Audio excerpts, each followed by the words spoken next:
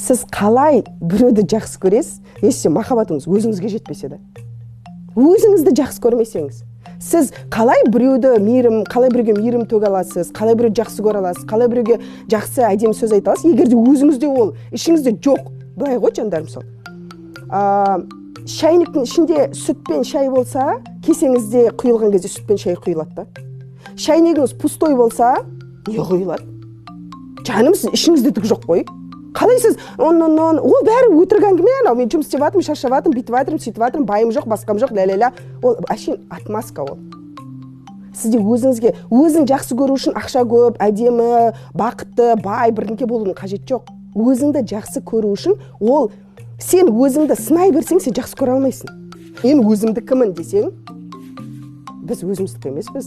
Сіздің денеңізді, миыңызды, аузыңызды, тіліңізді, тіпті өзіңіз туған бала шағаңызды өзіңіздікі емес. Натто пошылып. Құдайдан берілген нәрсе.